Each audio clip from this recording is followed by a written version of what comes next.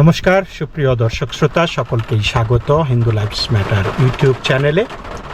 দর্শক, গোপালগঞ্জের পিঞ্জুরি ইউনিয়ন উচ্চ বিদ্যালয়ের কম্পিউটার ল্যাব অপারেটর মিঠু মণ্ডলকে ঘিরে যেই ধর্ম অবমাননার অভিযোগ আনা হয়েছে, এটা ভাবলে আমি খুব আশ্চর্য হয়ে যাই। যতই ভাবছি ততই আশ্চর্য হচ্ছি যে কীরকম নানান উচিলায় হিন্দুদের বিরুদ্ধে তারা ধর্ম অবমাননার অভিযোগ আনে। মূলত এই বিষয়টা একজন হিন্দু ছেলে একটা স্কুলের কম্পিউটার ল্যাব অপারেটর, এই ধরনের চাকরিগুলা খুবই কাজ কম, মোটামুটি আরামদায়ক। তো সেই চাকরিগুলির প্রতি সবারই নজর থাকে। চেষ্টা করে তারা হিন্দুদেরকে এইভাবে আস্তে আস্তে দেশের বিভিন্ন জায়গা থেকে, এই যে আসিফ নজরুল বলেছিলেন না যে 26 লক্ষ ভারতীয় বাংলাদেশে কাজ করতেছে, তাদের মধ্যে এই 26 লক্ষের মধ্যে এই মিঠু মণ্ডলের ঘটনা আছে। তো আসেন আমরা দেখি একটু মিঠু মণ্ডল কি বলতেছে, তার কথাবার্তা একটু শুনি, তারপরে আমরা এই ভিডিওর বিষয়বস্তুতে যাই। জোরে বলুন। আপনি তো স্কুলের শিক্ষার্থীদের সাথে বিভিন্ন কথা প্রসঙ্গে বলছেন, যে খেলার বিষয় নিয়ে, আনোয়ালের বিষয় নিয়ে বলছেন যে এটা আল্লাহও জানে না, বিড়াল জানে খেলার খবরে, না আল্লাহও জানে না। এই কথা বলি না। তো আপনার প্রধান শিক্ষক তো বলছে যে হ্যাঁ মৃদুল এই কথা বলছে, আপনি প্রধান শিক্ষককে মিথ্যা বলেন?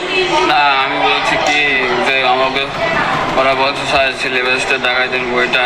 আমি কইছি কি বই কোনটি দেখাই দেবো, উপর তুলে প্রশ্ন আসবে। হ্যাঁ, আমি উপরে সৃষ্টি করতে জানে না, আমি জানবো কিভাবে? তাহলে আপনি তো এই কথা বলছেন, এই যে কথার সাথে তো মিলে যে আপনি বলছেন যে সৃষ্টিকর্তাও জানে না, আপনার প্রশ্ন কি আসবে, খেলার বিষয় এরকম বলছেন, তো এরকম আপনি বলছেন কেন? খেলা বিবাদে উঠছে, ওরা উঠেছে স্যার ফুটবলে খেলা। আপনি স্বীকার করছেনই যে সৃষ্টিকর্তাও জানে না, কিন্তু আপনার শিক্ষক বলছে আল্লাহও জানে না। আপনার যে শিক্ষার্থী যারা অষ্টম শ্রেণী যে ক্লাসে বসে আপনি বলছেন, তারাও বলছে যে হ্যাঁ মৃদুল স্যার এই কথা বলছে। আপনি কেন বললেন এটা? না, আমি এটা বলিনি। আপনি সৃষ্টিকর্তাকে নিয়ে আমার কেন কথা এটা কনভার্ট করাইছে, আমি এই কথা বলিনি।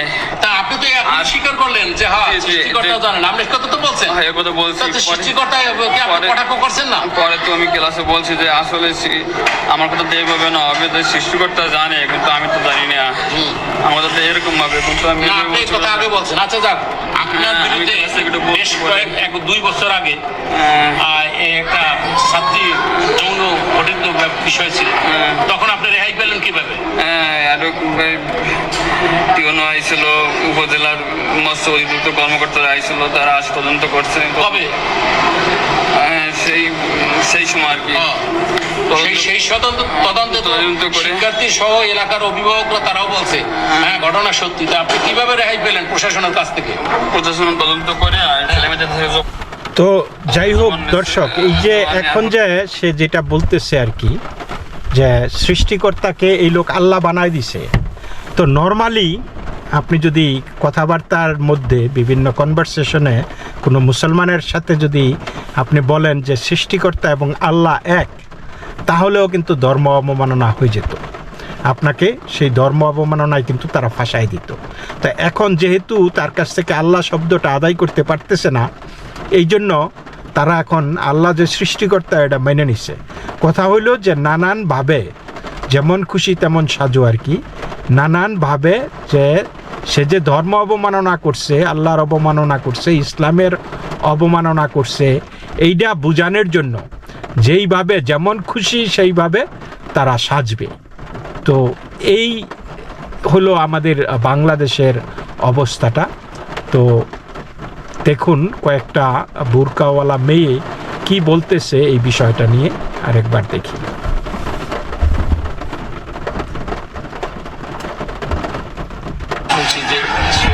আল্লাহকে নিয়ে কটূক্তি করছে, এই বিষয়ে আমরা আসছি যে এই বিষয়টা কি আসলে আপনারা যারা আপনাদের সামনে কথোপকথন হয়েছে বা কথা বলছে একটু বলুন। আপনি একজন বলুন।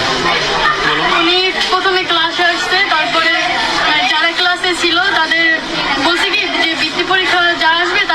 আমাদের একটু কিছু দাঁড়াই দিতে। উনি বলে কি বৃত্তি পরীক্ষায় কি আসবে তা তো আল্লাহ জানে না, আমরা জানবো কিভাবে।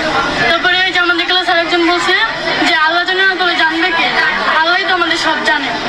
উনি বলে কি এটা কানাবিয়াল, যে এটা কানাবিয়ালের কাছে জিজ্ঞেস করলে সে বলতে পারবে, কিন্তু আল্লাহ কিছু বলতে পারবে না, আল্লাহ কিছু জানে না।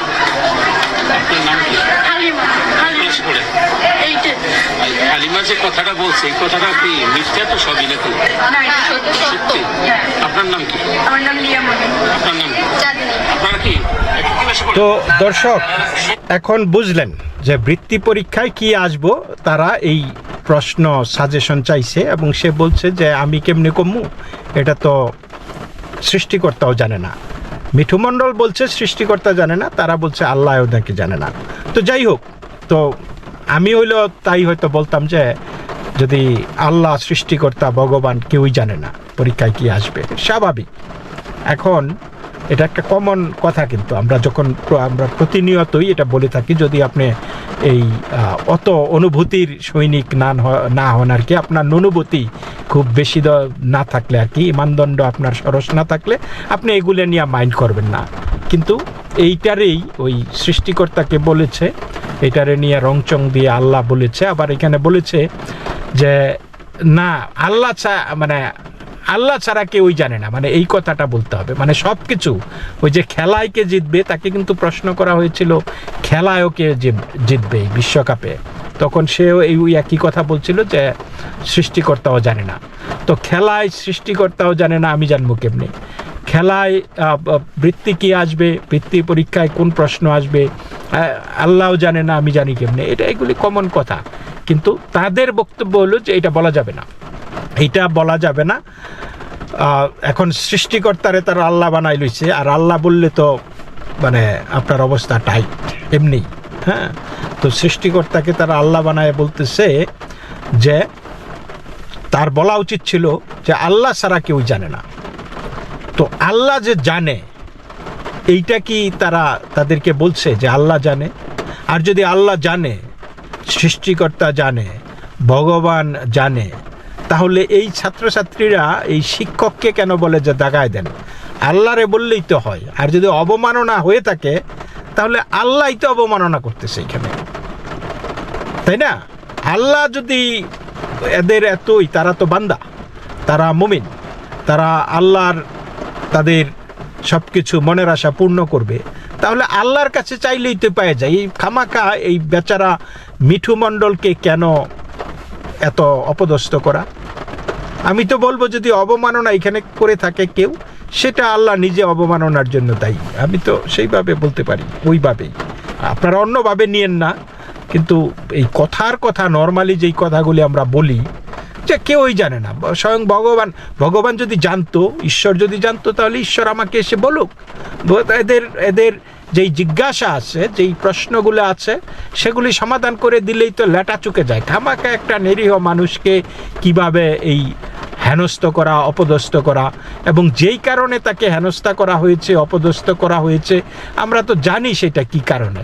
সেইটা হলো তার চাকরিটা খেয়ে দেওয়া, এবং তার কাছ থেকে জোর করে সেই চাকরিতে কিন্তু সিগনেচার নিছে। এই যে তাকে এই যে দেখেন, তার চাকরিতে তাকে সিগনেচার নিয়ে তাকে কিন্তু চাকরিচ্যুত করা হয়েছে, এবং সেই ভিডিও ভাইরাল হয়েছে যে তাকে যে চাকরিচ্যুত করা হয়েছে। এবং আমরা একইভাবে দেখেছি যে সাতক্ষীরাতেও একই শিক্ষক গৌরাঙ্গ সরকারকে সেই একই কথা, মানে বেসিকলি আজান সকালবেলায় আজান দেওয়াও ক্ষতিকর, পূজার ঢাক বাদ্য বাজনাও, মাইক বাজানোও ক্ষতিকর, শব্দ দূষণ, বেসিকলি শব্দ দূষণের প্রেক্ষাপটে একটা অঙ্কের শিক্ষক, গণিতের শিক্ষক এই মন্তব্য করেছেন। এইখানে নাকি এই মানে ইসলাম ধর্মের অবমাননা হয়ে গেছে। তাকে যেখানে নর্মালি আমরা দেখি যে শিক্ষকরা ছাত্রছাত্রীদের কানমলা দেয় পড়াশোনা না পারার কারণে, এইখানে দেখলাম যে ওই সেই স্কুলটাতে সাতক্ষীরাতে ওই শিক্ষককে কানমলা ছাত্ররাই দেওয়াইছে, ছাত্ররাই সেই শিক্ষককে কানমলা দেওয়াইছে। ওটা আপনি দেখছেন, এই যে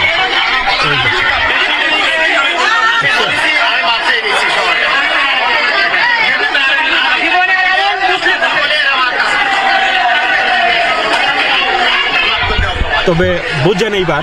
এবং সেই শিক্ষক কিন্তু বারবার অস্বীকার করার পরেও যে না আমি এটা করি নাই, আমি এইভাবে বলি নাই বিষয়টা, বা এটা আমি বলি নাই, না তারা যেটা বিশ্বাস করার তারা রং চং মাখিয়ে আর কি এটার মধ্যে সত্য মিথ্যা বানাইয়া ওটা লোকজনের কাছে প্রচার করছে।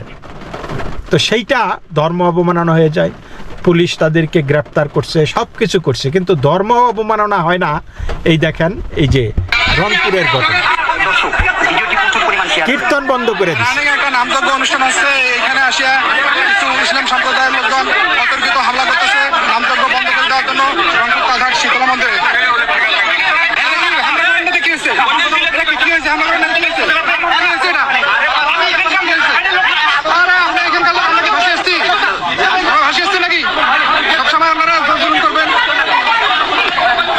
বাংলাদেশ স্বাধীন বাংলাদেশ কয়, আবার এদিকে আবার হিন্দু সম্প্রদায়ের মধ্যে হামলা করে।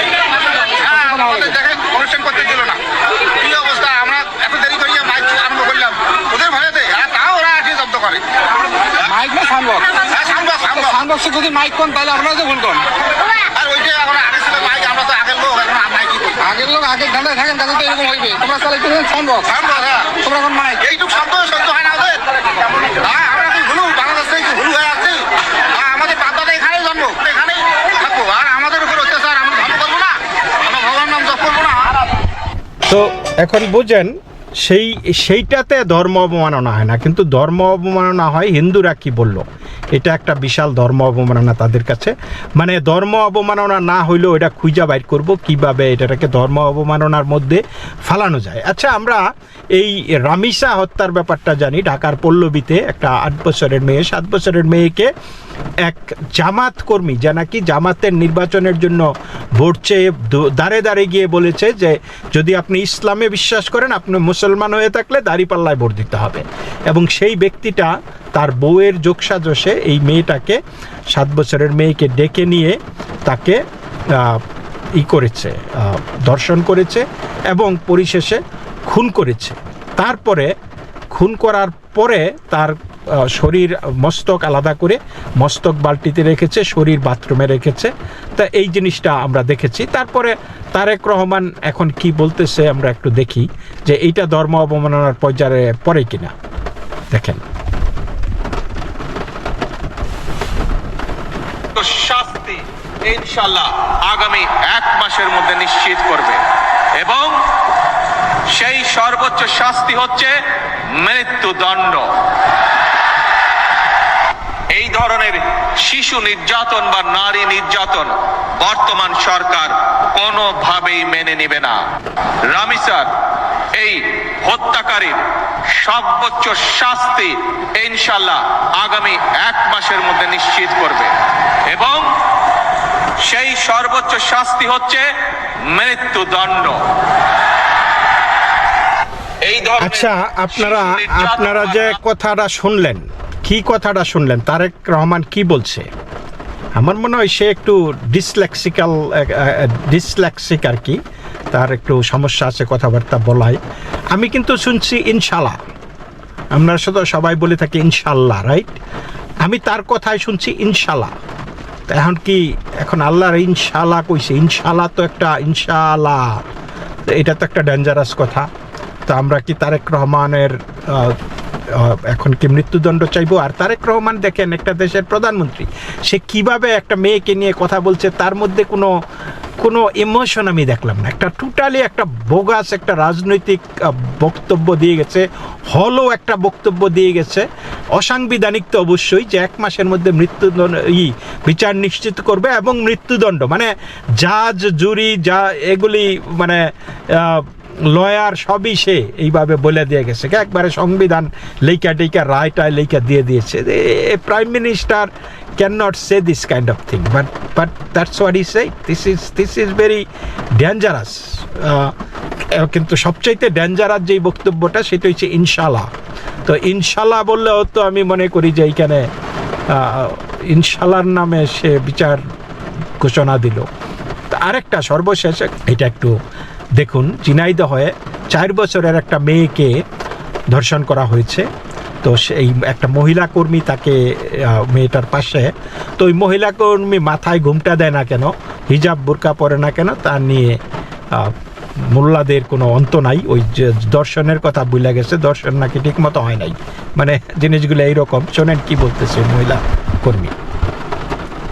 বাচ্চাই কাজ করেছে বলেন, কোথায় সুশীল সমাজ যারা এই যে কমেন্ট বক্সে এসে আমাকে গালিগালাজ করে তারা কোথায়? যারা বলেন যে আমি মাথায় কাপড় দিই না তারা কোথায়? এই বাচ্চার মাথায় কাপড় দেওয়া দরকার আছে? এই বাচ্চার মাথায় কাপড় দেওয়ার কোনো দরকার আছে? দেখেন এই বাচ্চাকে ধর্ষণ করা হয়েছে। দেখেন আজ 21 তারিখ না, আমি আজ আছি ঝিনাইদহ সদর হাসপাতালে। আমি ক্ষুদ্র একজন গণমাধ্যম কর্মী ঝিনাইদহের। এই রুমায় শিশু বাচ্চাটিকে খালিগঞ্জ বাড়ি ধর্ষণ করা হয়েছে। এর বিচার আমি দাবি করছি, এই ধর্ষকের ফাঁসি দাবি করছি আমি শারমিনার। তো এই হলো অবস্থা। ধর্ম অবমাননার হিরিক পড়ে গেছে বাংলাদেশে, অনবরত খালি অবমাননা আর অবমাননা। এমন একটা জিনিস আর কোনো ধর্ম এই দেশে পৃথিবীতে 240টা বা 50টা বিশ্বাস আছে, দর্শন আছে, আর কেউ অবমাননা বোধ করে না। খালি এক জায়গায় অবমাননা, খালি একজনকে নিয়ে, একটা বই নিয়ে অবমাননা শুধু আল্লাহকে নিয়ে। আই ডোন্ট নো, আমি তো দেখতেছি পৃথিবীটা দিন দিন বেশি মাত্রায় অসভ্য হয়ে যাচ্ছে, নাকি অসভ্যতার সংখ্যা বাড়তেছে, হোয়াটএভার। তো এনিওয়ে, আপনারা ভালো থাকবেন, নমস্কার।